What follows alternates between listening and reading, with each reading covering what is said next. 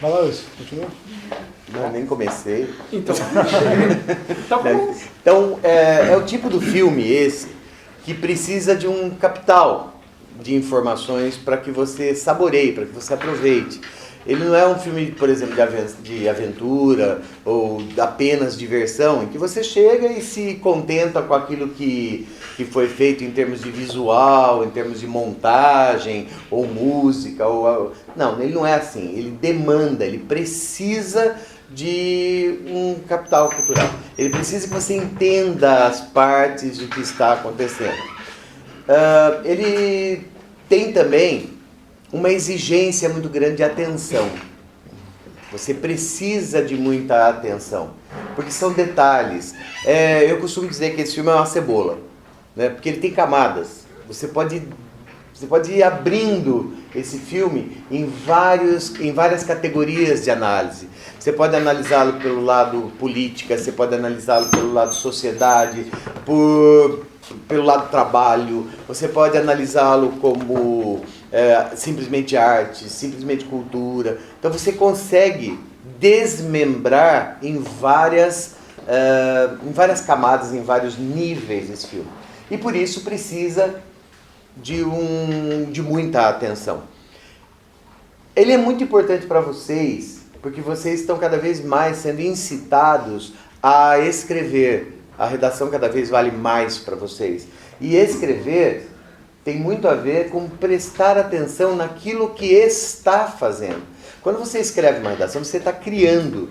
E você está criando de novo a palavra, em que níveis? Tá? Você está criando em que estratos você está fazendo isso? Então você começa a definir até que profundidade você precisa ir no seu texto. A mesma coisa quando aparecer para você uma análise de texto mesmo. Você precisa decidir qual a superficialidade ou a profundidade que você pretende atingir. E ele faz muito isso. Ele faz um filme extremamente denso, mas que precisa ser entendido. E dá para ter... E o mais legal disso, né, é que eu acho que o Francisco até pode falar muito melhor que eu. E desculpa o seu nome. Marcelo. E o Marcelo. Leandro. E o Leandro podem falar também. Que é esse lado das múltiplas interpretações. Mesmo que você não saiba a história suficiente para encaixar cada cena, você criou uma história que você tentou entender. E na hora de tentar entender, o que você fez? Você começou a dar significados. Você começou a criar sequências. Então eu garanto que muitos aqui têm uma história, cada um uma história. E se cada um de vocês fosse escrever uma redação contando o filme, nós teríamos 4, 5, 10, 15 filmes diferentes. Porque cada um de vocês teve um insight diferente, cada um de vocês teve uma percepção, um feeling diferente sobre o filme. Essa é a importância dele. Outra coisa, eu sei que frustrou muita gente que esperava ver sangue, muita gente que esperava ver carros fugindo.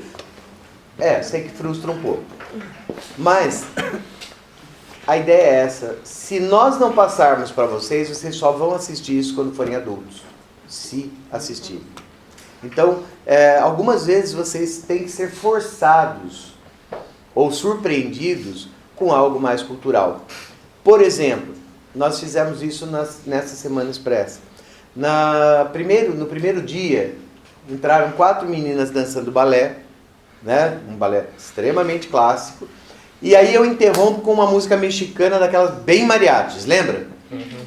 No segundo dia elas dançaram balé, vocês prestaram mais atenção. Foi visível. Se eu tivesse filmado no primeiro dia e filmado no segundo, seria absurdamente visível que no segundo dia todo mundo ficou esperando a música mexicana. E para esperar a música mexicana, prestou uma atenção incrível no que elas estavam dançando. Entendeu o que eu quero dizer? Às vezes o contraponto faz com que você preste atenção. Então a ideia é mais ou menos essa. Bom, eu não tenho muito o que falar sobre esse filme, acho... O que é raro. O que é raro. Confesso uma coisa, eu acho esse filme um porre de chato.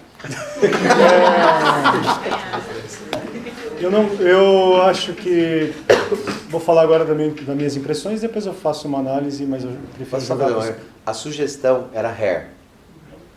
Era pra ter sido Hair. cacete. Com eles vestidos a caráter. Eu gosto, na minha, Relativo assim, de eu acho, futebol, esse filme é um filme da década de 80, finalzinho da década de 80, talvez ele pegue esse gancho de que baile tá na moda na década de 80, Aquela piada, Samuel. O filme é do Hector Escola. Tá na hora errada, né? Vocês estão de férias. E na década de 80, eu sou da década de 70, eu nasci em 70 e vivi minha infância na década de 80. Também. E meu pai é músico. E é músico de baile na década de 80.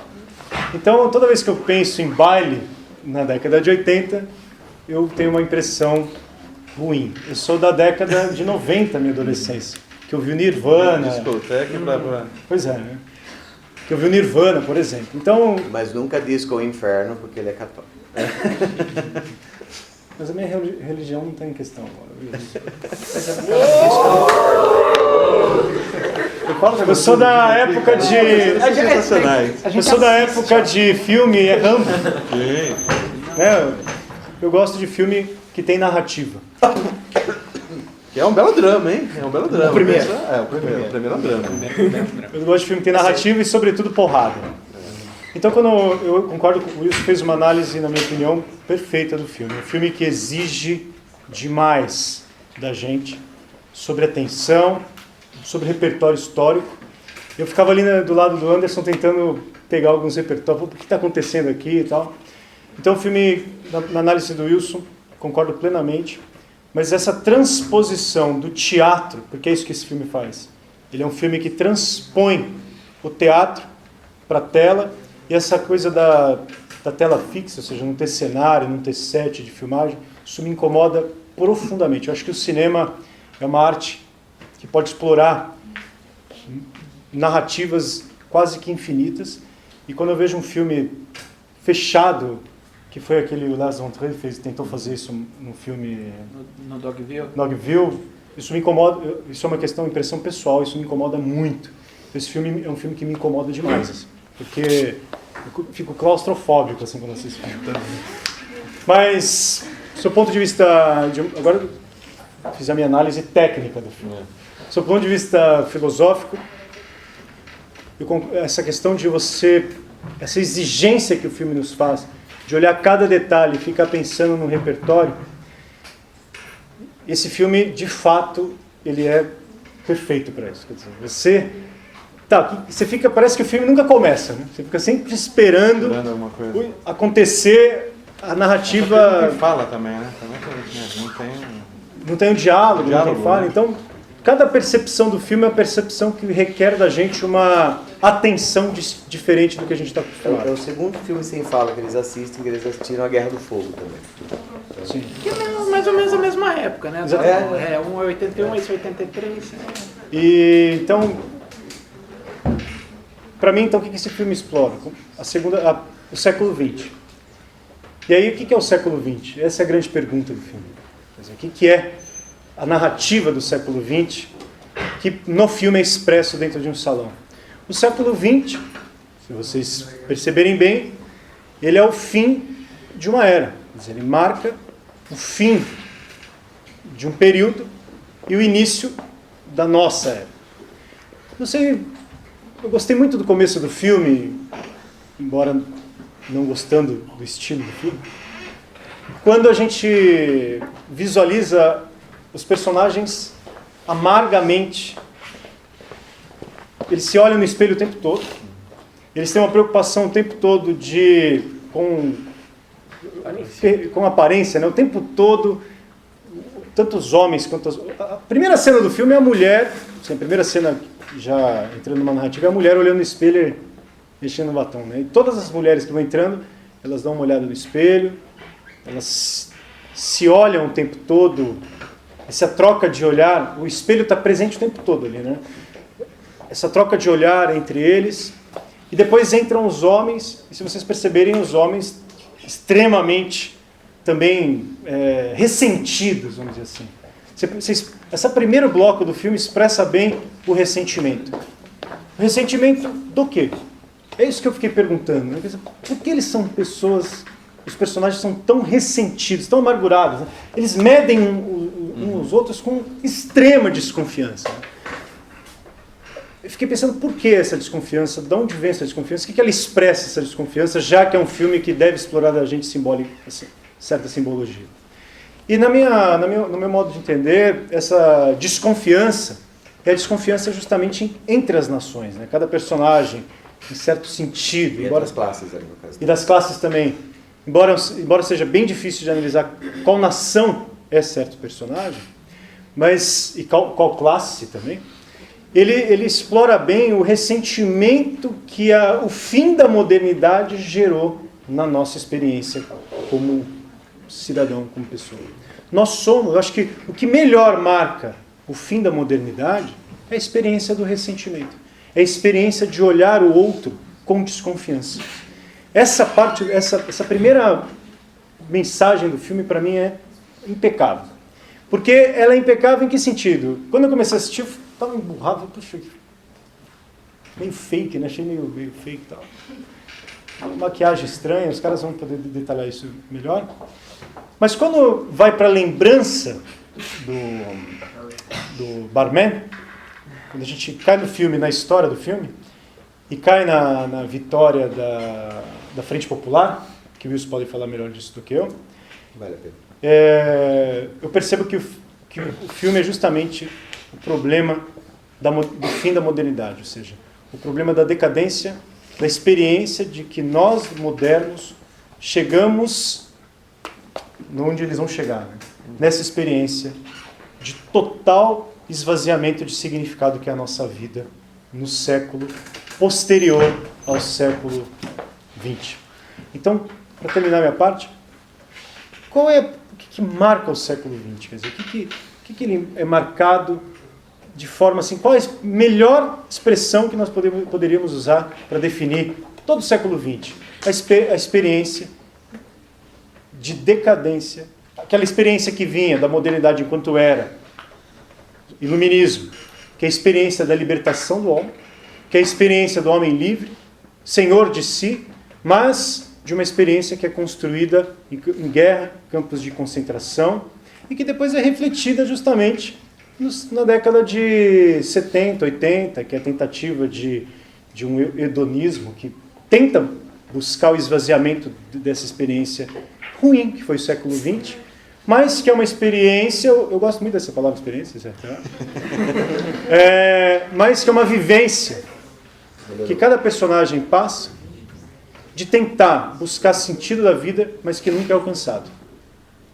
Nós somos herdeiros, nós somos filhos destes pais. Né? Nós somos filhos destes que tentaram buscar uma vida significativa no final do século XX e não conseguiram. Então acho que esse filme explora bem, marca bem isso. Só um detalhinho. Esse século XX foi tão ruim para a maioria dos pais que houve uma mudança no tratamento de vocês que são netos. Vocês foram mimados. Mimados por quê? Porque a vida dos avós dos seus pais foi tão difícil e contraditória que eles trataram os filhos com um certo protecionismo. Não querem que passe a mesma coisa que eles passaram. Nossa, exatamente. A nossa geração passou por isso. Nossos pais tratavam a gente como você vai estudar porque eu não pude. Meu avô tratava. Tudo que eu não tive, você vai ter. Eu sei, do que o meu avô tratava meu pai nunca me tratou do jeito que meu avô tratava meu pai. Cria-se uma bolha de proteção. Exatamente. Que estourou em vocês. Da minha geração pra frente, foi uma coisa muito mais protetora. Eu não digo... O mimado sempre é uma coisa meio pejorativa. Eu gosto de usar mais a expressão bolha protetora. O mimado dá a intenção que ele é mimado. Mas houve sim uma formação de proteção das nossas gerações aqui pra frente. Isso com certeza teve. Muito diferente do que eram as gerações do meu pai e do meu avô. Sim, essa percepção é muito boa. Uma coisa que eu acho bacana ver o pessoal vendo aqui, que vocês passam esses filmes, a gente tem também essa mesma percepção no site. Eu vou fugir, mas não vou fugir, tá? Só pra vocês terem uma ideia, a gente colocou o pessoal para assistir, gravamos sobre Mad Max, o primeiro Mad Max de 80, né? Sensacional. 7-9. Porque teve o que saiu agora no cinema, que todo mundo adorou. A gente o pessoal, é clickbait. nós somos anti-retrôs, né? E muita gente foi ver agora, o nosso público, nós até pode pesquisa, o nosso público tem idade mais ou menos do pessoal aqui, de 18 a 22 anos. Então imagina a dificuldade que o pessoal teve aqui, que é exatamente o que a gente sentiu. O pessoal foi ver o novo Mad Max no cinema, adorou, sensacional. Ah, mas existe vai ver o primeiro, mas é cansativo, é demorado, demora, não sei o quê. E tem aquele racista! E tem essas coisas. Tem texto. Não tem muito disso não também. O cara quase não abre a boca não, mas tem aquele racista! Mas graças a Deus, né? Graças a Deus, Primeiro. Mas o que acontece? Eu também não tenho essa bagagem na história francesa, né? Então, assim como muitos de vocês aqui, eu também muita coisa comecei a falar, putz, o Marcelo também, que ele é já bem mais estudado, foi me passando, olha, isso aqui não é isso, né? Mas o filme é isso, você tem que... Hoje em dia é difícil ter um filme desse sair. Teve um que saiu ano passado, que é O Homem Duplicado, que é do Jake Gyllenhaal, né? É um filme também que é cheio, assim, você tem que ficar captando metáforas, simbologias, né? E é um filme que foi premiado aquele diretor português, qual é o nome dele? Saramago. Do escritor português, do Saramago. Do Saramago. Da cegueira, né? Isso. É O Homem Duplicado. Esse é o ano passado. Só que ganhou prêmios, não sei o quê, pegou poucas salas porque o público hoje em dia quer tudo mastigado. E um filme desse não é mastigado, né? É um filme desse que... Eu acho que esse filme não é quase metafórico. Eu acho que o que você precisa ter é um capital cultural histórico, né? É isso que precisa ter. Se você souber acompanhar a linha histórica, você entende tudo, né? E é uma coisa que é muito complicada, que é a história recente do século XX, que tradicionalmente é uma coisa que não é tão estudada a fundo quanto a história mais antiga. A gente acaba estudando pré-história, Grécia, Roma, mas quando se trata de entender o que foi o século XX, o estudo em si, tradicional, é muito pouco, até porque a gente estava, no meu caso, por exemplo, quando eu estava vivendo anos 80, anos 90 na escola, então é muito difícil estudar o que você está vivendo, coisas muito recentes, você só tem como analisar um processo, alguma fase de república, alguma coisa assim, depois que ela passou. Porque distanciamento. Porque você tem um distanciamento, você vê no que ela... Mais longe, você olha, parece que você olha melhor, né? Se você vê o resultado, as consequências, não adianta você chegar, eu vou analisar agora, sei lá, administração... Eu vou dar um exemplo. Vocês já viram... o Oliver Stone fez um filme sobre o George W. Bush, chamado W. E o filme é fraco. É fraco não porque o Oliver Stone é um péssimo diretor, muito pelo contrário. Mas ele fez esse filme sobre o Bush quando o Bush ainda estava no governo. E você não tem como você tirar uma conclusão final sobre tudo que foi a administração do Bush sem você ter um distanciamento e ver o que isso repercutiu, por exemplo, na administração do Obama e nas eleições futuras americanas, porque está tendo um crescimento... Michael Moore vai fazer isso bem melhor. Não, e está tendo um crescimento do irmão do Bush agora lá. Então você tem o Jeb Bush. Então, essas nuances do que foi a fase do Bush seria muito melhor explicado 20 anos depois que se passou a administração dele. Como foi? Ele fez brilhantemente no JFK.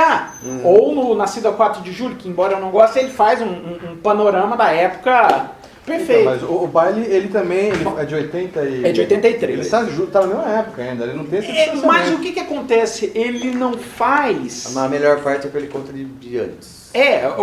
Ele mostra no Baile a situação hoje que ele estava falando sobre o pós-modernismo, né? Que entrou em voga nos anos 80, era tudo pós-moderno, né? Pós-modernismo. Basicamente isso, aquele negócio meio mal do século, né? Tudo, né?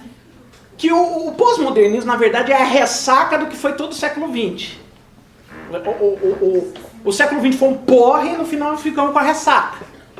economias foram pro buraco, a França, à época, ainda estava tendo problemas de terrorismo lá, por conta da Argélia. Desmonte de todo o colonialismo. Você tem, por exemplo, um filme muito interessante, que na verdade foi uma série francesa, eu acho que tá no Netflix, não sei se já saiu, mas é interessante procurar, chamado Carlos, que conta a biografia do Chacal, do terrorismo, do terrorista francês, muito bom. É Carlos o Chacal, o cara, um terrorista famoso ligado aos assuntos franceses, principalmente. Ele legal, o cara era um monstro. explodir avião, O cara era um mega monstro. São dois, é Carlos 1 e Carlos 2. Mas na verdade foi gravado como uma minissérie. Gente, é só um detalhinho. O século XX foi tão traumático para quem o viveu, ou para quem é pelo menos filho de quem viveu, que é um dos assuntos mais recorrentes em vestibular. Tanto que você não passa um vestibular, principalmente FUVEST, que não apareça Eric Hobsbawm, que é o cara que fez a dissecação desse século XX. A era das incertezas. A era das incertezas, a era das revoluções, sempre a era... E aí tinha a briga dele com o Fujikawa, que o Fujikawa dizia que era o fim da história. E ele marxistamente defendendo essa evolução histórica. Fukuyama. Francis Fukuyama. Fujikawa é um diretor. Que não escreveu o fim da história. Não escreveu. Mas também fez outras coisas. Bom, quem mais? O Eric depois. Então, basicamente, o que a FUVEST coloca é o Eric Hobsbawm, que ela é fanática pelo Hobsbawm, ele sempre aparece. Aqui no caso do Brasil é o Boris Fausto. Tá? Então esses são os dois que fazem o mesmo tipo de análise socialista marxista. Tá? Então como eles fazem esse mesmo tipo de análise, e a maioria dos caras que fazem as provas, ou seja, os examinadores, são comunistas, não, socialistas, graças a Deus, né? São socialistas, ou se acham, tipo a Marilena Chauí, que ela acha que ela é. Então, esse pessoal acredita que deve forçar esse tipo de pergunta nesse tipo de análise. Mas eles são mais observadores, né, da realidade do que fazer... Esse é o seu ponto de vista. Eles criaram uma teoria, eles são observadores. Então, mas eles analisam com que óculos? Com um ponto de vista já feito. Né? Então, são observadores. É diferente. Pronto. E também agora o Palma, né? Maria Eu Paula. não vou jogar porque eu sei o que é. Eu tenho dentistas João Jorge.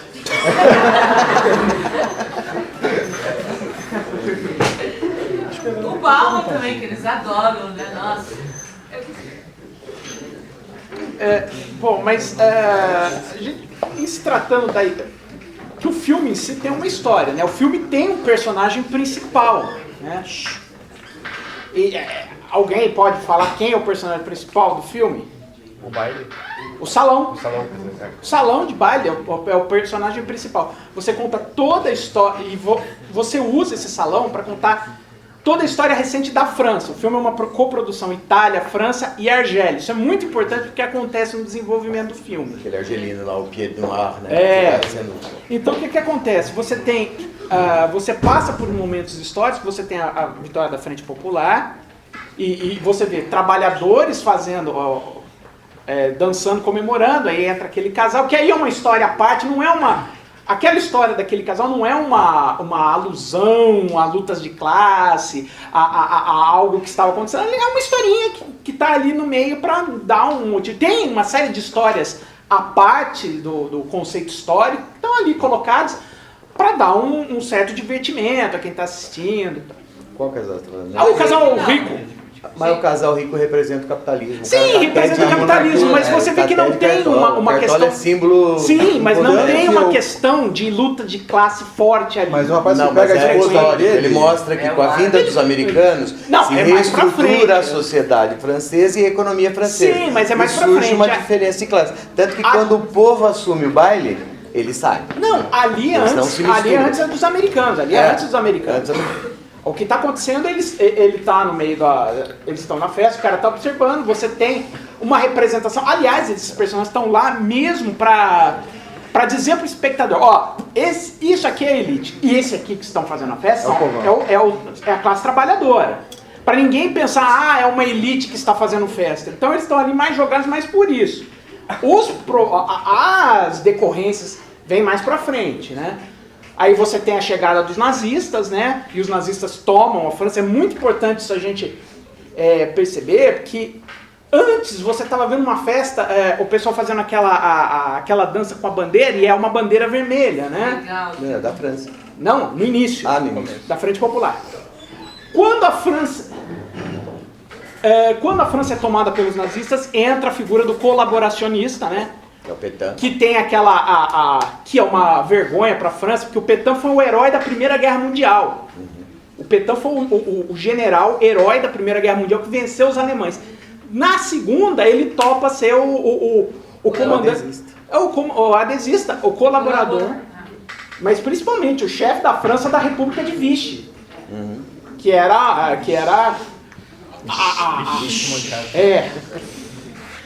Nesse momento o que acontece? Você tem o colaboracionista, né, que está junto com o nazista, e eles dançam, né? Ninguém quer ficar com o nazista, ninguém quer ficar com o colaboracionista. Sobra o quê? Dancem os dois, e o colaboracionista é a mulher. É a mulher, O colaboracionista é a mulher, tanto que ele ainda olha com aquele olharzinho, suspirando.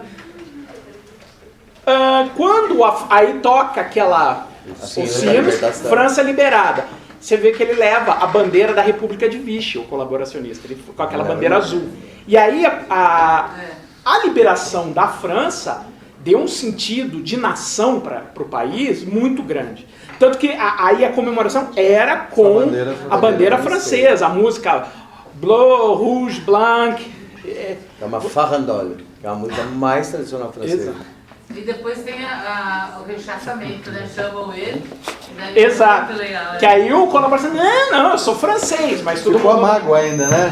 Lógico. Mágoa, né? Você é o cara que chegava lá e falava, aquele lá é da resistência, mata. Paredão, É o Judas. Mais pra frente, tem a situação dos pracinhas americanos, que os americanos viraram heróis no pós-guerra, porque além de ajudarem a liberar a França, ajudar a ganhar a Segunda Guerra, eles estavam com o plano Marshall, reconstruindo. Então você tem a Coca-Cola, todo mundo tocando o jazz americano, era só música americana, In The Mood, era... A banda, você começa a ver no salão, tudo mudando, né? O nome da banda americana, né? E o mais interessante é que o pracinha americano pega um trompete e toca La Vie en Rose, que é a chanson americana, a chanson francesa que não estava sendo tocada mais, que é uma ideia do Satchmo, né, do Louis Armstrong, que estava gravando La Vie en Rose. Por isso que ele pega o trompete. Os insights da América. Que é o Eu só achei que era uma volta às origens. Aí na verdade, o Louis Armstrong estava tocando a música francesa e lembrando, peraí, o mais lógico, se fosse apenas um retorno à música francesa, seria o acordeon. Tá. O mais lógico, o mais francês seria voltar com o acordeon. Ele volta com o trompete porque o Louis Armstrong... É aquela história. Os Estados Unidos ele começa a fazer amizade com todo mundo depois da Segunda Guerra Mundial. Por isso que vai tocar Aquarela do Brasil, sabe? Vai tocar México. E o pulo que se dá, que é mais ou menos nos anos 50, que teve a mania do latino. Então tinha aquelas músicas mexicanas. Você vê que a banda começa a ter nomes, né? Los Acapulcos, antes era Los Lonely Boys. E aí, era a mania do latino. E aí aparece uma coisa que estava acontecendo. Você viu que aquele cara que estava lá com aquele boinazinho, é aquele símbolo dos paraquedistas, que estava acontecendo a revolta na Argélia. Que foi quando o governo francês mandou uma porrada de paraquedistas, matou meio mundo lá na Argélia. E aquele cara que estava sendo levado, a polícia estava catando ele porque ele era argelino ilegal. E cobriu o cara de porrada.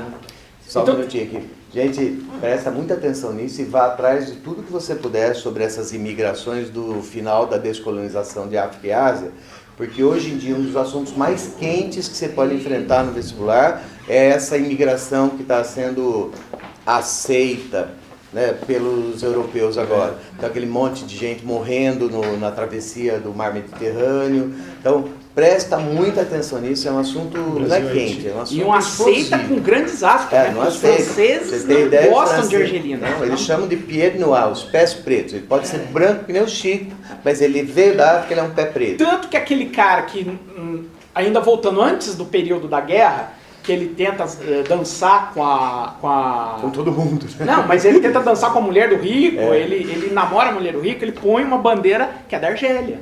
Ele é o argelino branco, né? Que se considerava francês, que pior é isso. Exato. Né? Ele se considerava francês. Tem um ele filme... era. Mas isso, ele é. Né? Ele era. Né? A hora da volta. É o que a gente já trabalhou com eles. O colono, ele é da metrópole? Não.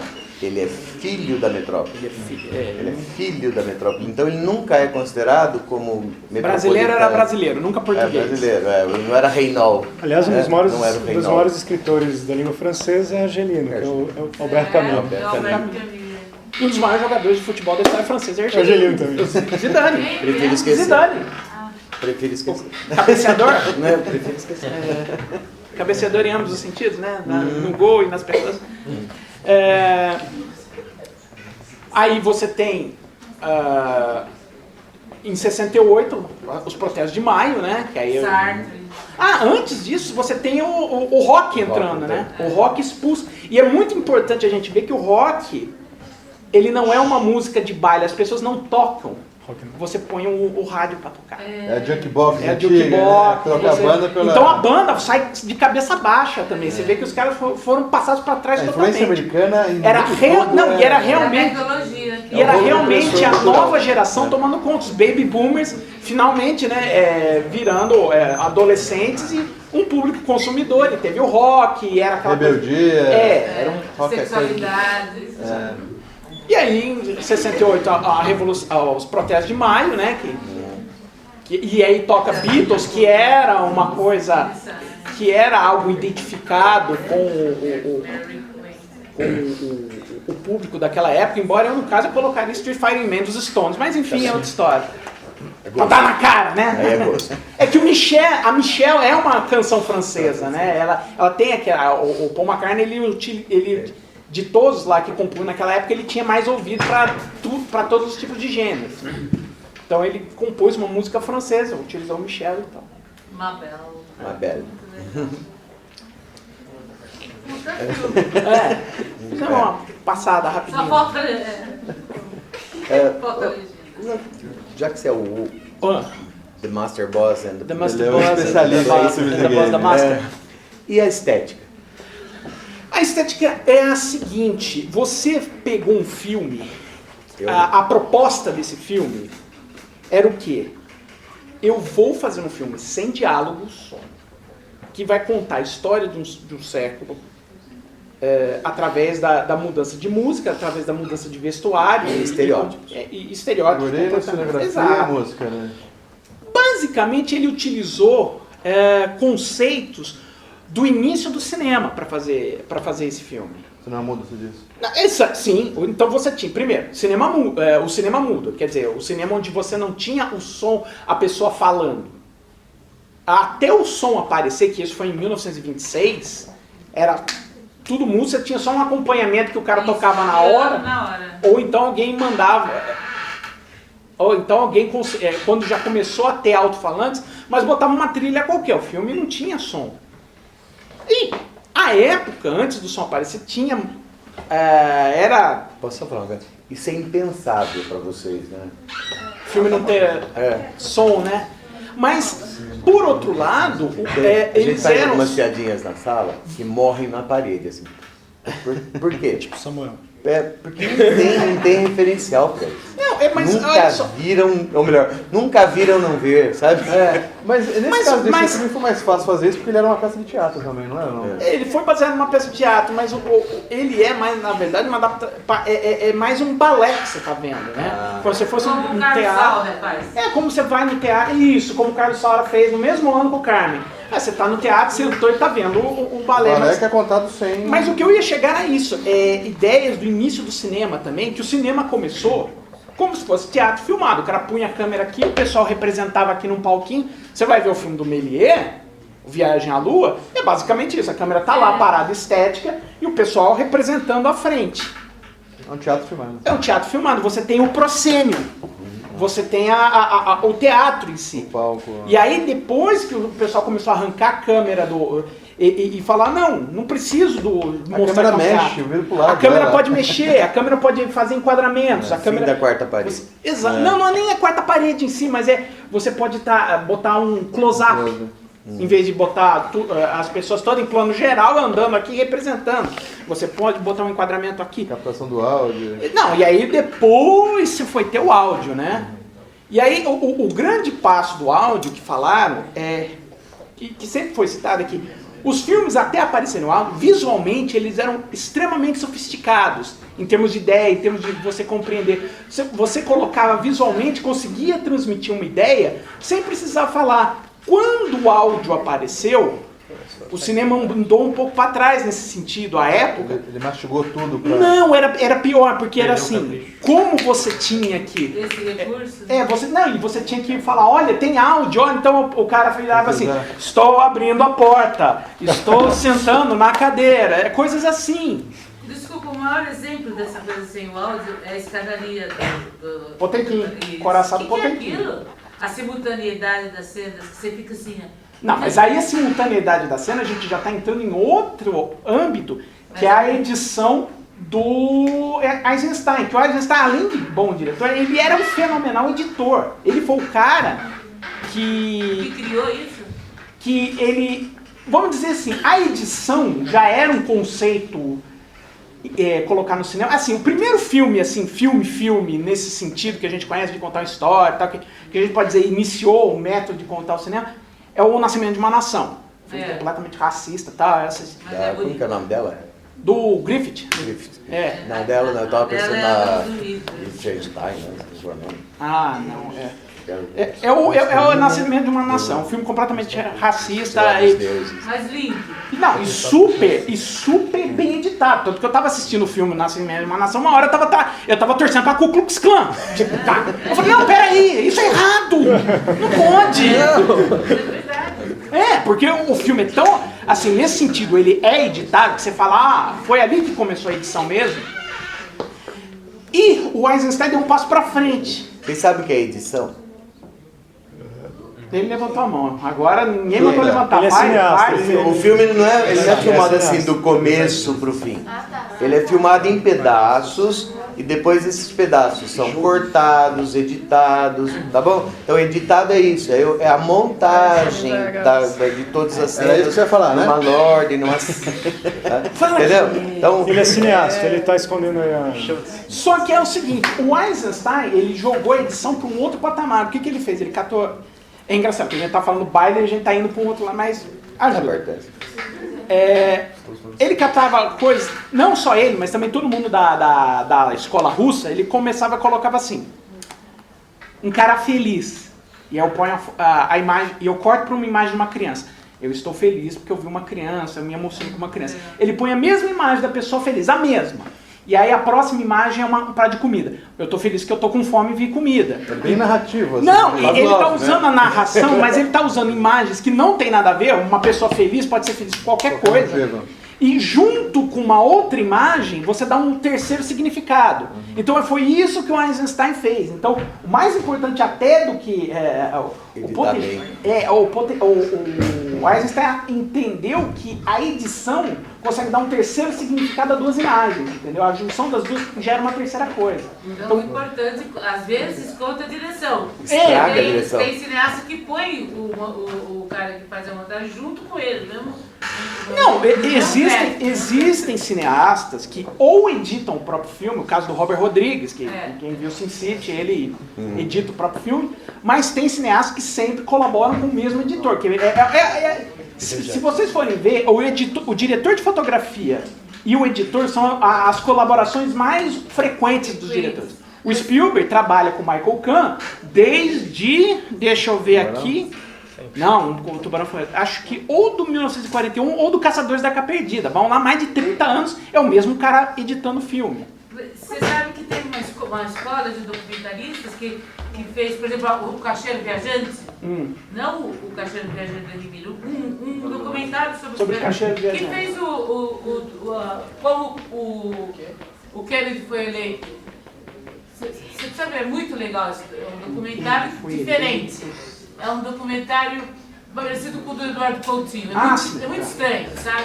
E ele, a mulher dele era editora, mas quando aparece o crédito, é ele como diretor e a mulher no mesmo patamar. Sim, porque o filme nasce 3 vezes, né?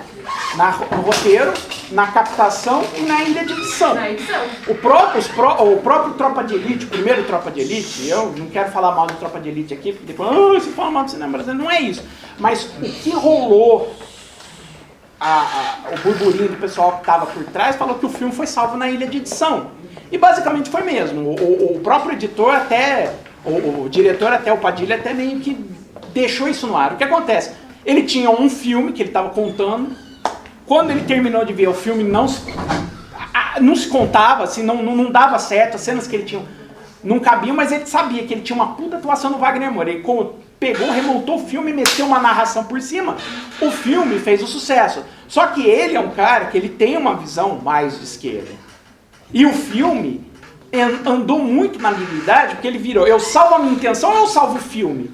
Porra, pra minha carreira eu tenho que salvar o filme. Então o filme pegou aquela cara meio direitoide, ele teve que fazer o Tropa de Elite 2, pra dizer, olha, eu não sou direita. Não é bem isso. Não sou bem isso, a culpa é do sistema, né? A culpa é do sistema. Qual edição que você acha de Plataforma 9? Hã? Você lembra do Plataforma 9? Plataforma, não é Distrito 9? Não, Plataforma, aquele quando morreu o Lugosi. Ah, o Plan 9 from Outer Space, tá. Uhum. O do Ed Wood. Esse é o show da edição, né? É o show da edição, que o Lugosi morreu e botou outro cara lá e fazia o mesmo personagem. Mas não só isso, o cara tinha 3 roteiros, né? Um de filme, um de gangster, um de vampiro Alien e um de Alien. Ele decidiu fazer os 3 no mesmo filme. Quer ver um filme que foi salvo pela edição e é um clássico? Tubarão. O tubarão, o boneco não funcionava.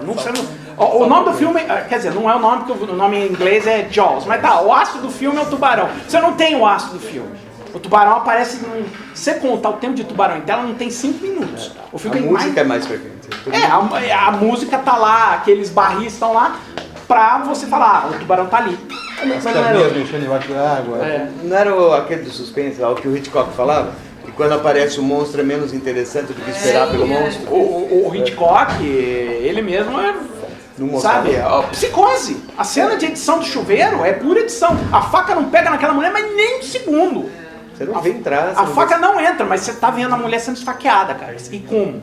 E você viu que coisa interessante que a Alessandro fez igualzinho? Igualzinho!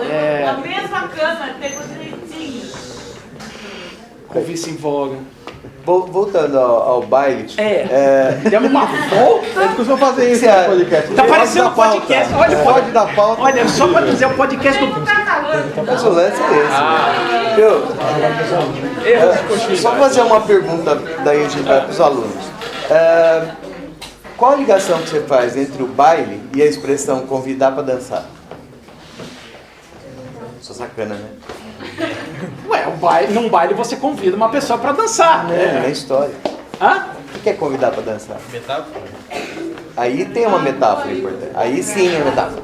Que é a ideia de trazer, buscar parceiro, aliança. os parceiros, aliança. Chamar para dançar vem comigo, né? Então fica. Quer entrar nessa guerra comigo? Não, tô fora. Tô fora. Então você não foi chamado para dançar. Você vai ser chamado para dançar. Mas se você vier dançar então comigo, aquele jogo de aliados que acabou criando a Primeira Guerra Mundial e acabou criando a Segunda Guerra Mundial. Sim. Né? Quem tá comigo, quem não tá comigo. Quem não tá comigo tá semigo, né? Tá brigando do outro lado. É interessante, por exemplo, tem um detalhe que foi muito interessante no filme, que o colaboracionista, que você até falou, que ele ainda continuava lá, né? Vendendo coisas depois. Então, contrabando. Como ele faz, como o colaboracionista faz para se sustentar? Porque ele é um personagem do submundo, né? Então o que ele vira? Contrabandista, né? Tá com uísque, tá com queijo. Mas lembra que ele era o governo. Né? Mas ele era sempre uma figura da sombra. Não, mas daí ele passa a ser o governo traficante. Traficante. O governo traficante. Pessoal, queria abrir para perguntas de vocês. Pode ser sobre qualquer coisa, menos sexo, droga e rock and roll. Vamos embora. Nem pra isso. Pode perguntar o que vocês quiserem. Você já respondeu, só não prestei atenção. Por que? Sinceridade é tudo nessa vida. Olha! você tá me lembrando uma vez que um cara me parou, um bebum me parou no meio da rua. Me chegou a vir e Mas falou... onde ele tava? Parou eu no meio da rua e falou assim, olha, me dá um dinheiro, eu vou gastar em pinga. Eu falei, vai. Honesto. Fala, Bia. Por que ficou a aquarela no Brasil?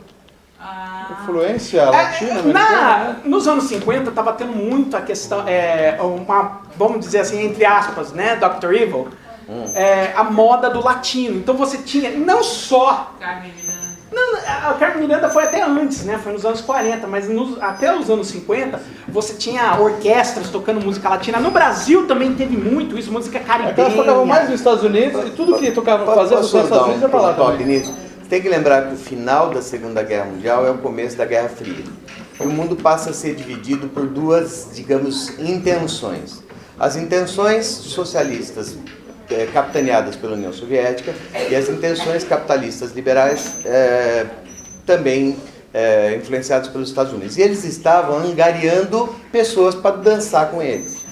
Tá? Então eles estão chamando para dançar. Os Estados Unidos oferecendo a reconstrução da Europa com o Plano Marshall, os socialistas oferecendo o Comecon, que também é o lado de lá da reconstrução. Então eles estão chamando gente, cada um para o seu lado, para formar cada um o seu corpo de baile.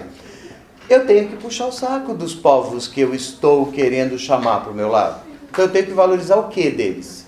A cultura deles. Inclusive, para quem se interessa, nos anos 40, durante a guerra, os Estados Unidos até introduziu a política da boa vizinhança. É um filme da Disney chamado Alô Amigos. Que eles falam, não, a gente tá aqui no processo da boa vizinhança, o governo chegou pra gente, falou, vai lá, e aí a gente foi, e aí foi no Chile, foi no Brasil, o cara me cria o Zé Carioca, cria o Panchito, o Panchito Você Já Foi à Bahia. Mas os dois filmes são sobre foi uma grana que o governo deu pra Disney, até porque a Disney tava precisando de dinheiro, porque perdeu o mercado com a guerra e tudo. Então ela precisava sobreviver, começou a trabalhar pro governo. Sol, Marcelino Polivinho. Aí depois foram, né, os filmes latinos fazendo sucesso. Porque no pós-guerra, a gente tem que se lembrar, e aí voltando para a história do cinema, a Hollywood teve várias eras de ouro. Teve a era de ouro da época do cinema mudo. Aí logo depois a Era de Ouro começou nos anos 30 e foi até mais ou menos o final da guerra, o início dos anos 50, que foi a Era de Ouro, que começou com filmes de gangster, filmes noir, e grandes épicos, e O Vento Levou, e você teve isso. Com o advento o pós-guerra, surgiram novas estéticas de cinema e esses filmes começaram não apenas a fazer sucesso na Europa, mas tem uma abertura nos Estados Unidos. Parece coisa de louco falando agora, mas esses filmes eram vistos no cinema dos Estados Unidos, filmes do neorrealismo italiano. Não, o alemão foi antes da guerra, o expressionismo alemão. Ele está falando da Sofia Loren, Estou falando, Vitório de Sica, Roberto Rossellini, então Ladrões de Sabonete, Roma, Cidade Aberta. Aí veio a Nouvelle Vague francesa, que é o Godard, o Acossado, o Truffaut com Os Incompreendidos. Esses filmes, e teve nos anos 50 o Ingmar Bergman. Esses filmes eram passados nos Estados Unidos, não era uma distribuição pequena, eles eram assistidos. Foi só a partir dos anos 80 para frente que o mercado do cinema, inclusive com a entrada do blockbuster, meio que ficou reduzido para os filmes europeus. A distribuição era praticamente inexistente. Hoje, por exemplo, filme europeu, o cara põe em algumas salinhas. Umas salinhas em Los Angeles e Nova York. Se tiver que ler, americano assim. Mas isso foi depois mais dos anos 80 para cá. Porque até os anos 70, esses filmes tinham uma certa penetração no mercado americano. Né? E eram filmes que, por exemplo, o que aconteceu nos anos 50 foi que o cinema americano teve uma queda. Por isso começou aqueles filmes com 3D. Parece alguma coisa que te lembra hoje? Não. Filmes com 3D. Além da tela, mas o que vai adiantar? Filme bom enrolado. E você teve os filmes, eles ficaram bem caretões, né, cara? Os únicos que estavam fazendo um cinema mais interessante de ver eram o Hitchcock, né, mas ele era de gênero, então todo mundo descia o cacete nele, ele só foi reconhecido com o pessoal da França, o Godard e o Truffaut, que antes eles eram críticos da caia do cinema. E o Douglas Sirk fazendo melodrama, mas eram uns melodramas subversivos, né? Ele falava, olha como a sociedade americana é uma merda, tal. Essa era a ideia dos filmes do Douglas Sirk. E aí, nos anos 70 só, que foi a grande era do cinema americano recente.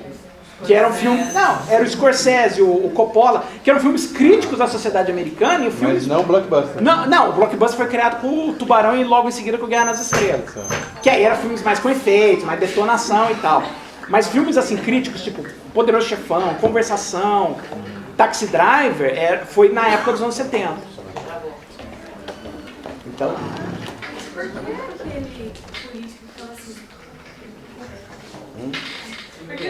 porque o olhar do político era mulheres gay, assim? Não. Tá falando do estranhão lá.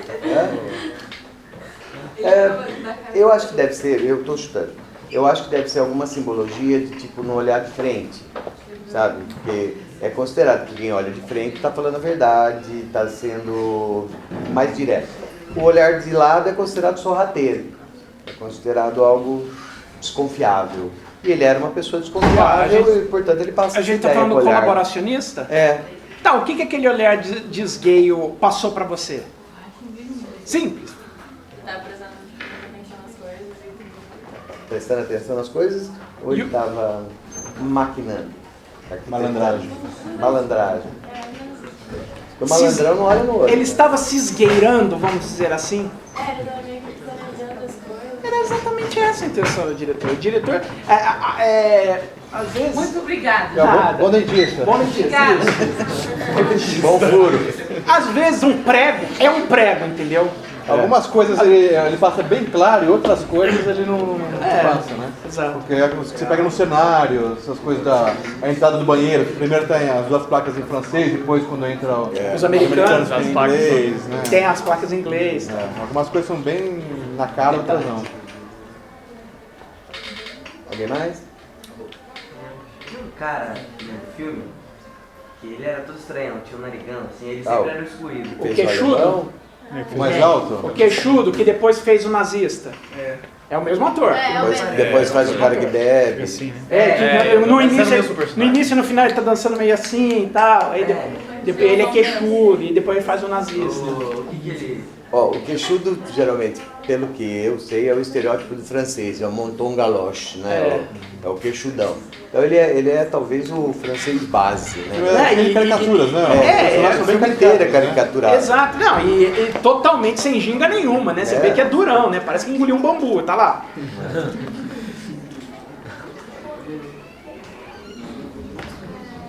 Aquela mulher que fica excluída sempre que usa uma cor, que fica sempre lembrando alguma coisa do cinema. É a única que não se olha no espelho no início do filme, essa mulher, né? Vocês perceberam? É a única que não se olha. Se ela se sente mais segura, de repente, para não se olhar no espelho também? Ela sempre tá por trás da revista. Ou ela sempre não tem dá esse valor, porque Ou tem ela que é muito lembrar culta. que desde o Sartre você tem aquela ideia da Simone de Beauvoir, né? De feminismo, e talvez olhar no espelho seja uma vaidade. Ela me parece uma intelectual, porque ela está lendo sempre. Ela tá sempre lendo. Só Mas que ela ela tá vai lendo mudar o que ela sempre. É, lê. caderno de ela- cinema, né? Tá sempre lendo a revista de cinema, né? É uma alusão a Cahiers, né? Ao pessoal da Cahiers, o da Truffaut. Então, os intelectuais franceses, né? Então, e daí tem você aquele vê. outro homem que é o contraponto dela, que é aquele de terno sempre jacar, com óculos quadrado preto. Mas você nota, Também os faz a intelectual é aquilo. Eu estou assistindo ao que está se não desenrolando. participa, Ela né? quase nunca participa, ela está assistindo o que está desenrolando. Mas quando o nazista veio para dançar com ela, não. Então ela, na verdade, basicamente é uma visão do escola também, para a visão do que é o cineasta. Eu estou aqui documentando a história, tô vendo a história aqui. Tô vendo, mas não vou mexer. Mas é aquela parte daquela teoria de que se você começa a analisar, você está interferindo no Ela só registra. Então você registra. Lembra quando eu falei de Cebola? Esse filme, ele é tão fuçável Sobre camadas. É um ogro, né? Como Shrek. Camadas. Você consegue ficar, se quiser, falando sobre ele, sobre interpretações e visões sobre ele, Nós vamos ficar atrás dela. ad eterno. Mas nós temos que orar. Sim. Então, primeiro perguntar, vocês assinaram lá? Ou não? Não sei. E tem a surpresinha dele. Ah, tem aquela surpresinha. Pessoal, obrigado. Alguém fazendo Vocês querem aniversário? fazer pergunta? Tem que provar. Cara, lá tem hora que eles estão dançando lá com a bandeira da França. Tem um cara que ele sai correndo, assim, desesperado, que começa a, tipo, parece que excluir ele da onde. Então É o colaboracionista. Ele pensou que toda aquela traição que ele fez em época de guerra seria esquecida. E não não. foi. Não deixaram ele entrar, melhor, puseram ele na roda. Como a gente fala, bota na roda. Eles mostram, ó, é esse aqui, É ó. isso. O personagem Cara, foi desde o início, exposto. vai ficando, né? Alguns são, outros não. Esse é o único que fica o meu personagem, eu acho. Não, ele vem, o ator vem como o milionário. É o mesmo ator que faz o milionário. Aí ele aparece como colaboracionista aí e depois Mas ele volta pro colaboracionista depois. só volta na parte dos americanos, que ele volta como contrabandista pra mostrar, ó, não é que a França chegou, pôs todo mundo na cadeia ou então meteu fogo, não. Mas o cara passou a ter uma vida mais desgraçada, né? Ele teve que virar contrabandista pra poder se virar. Pessoal, a gente vai encerrar. Eu agradeço imensamente a Peraí, presença. Ele vai encerrar depois. Ele vai encerrar Depois, Agradeço imensamente. Olha, não tem nada melhor do que sair mais culto de um lugar. Eu agradeço aí a presença de Isso é vocês. verdade. Aprendi pra caramba.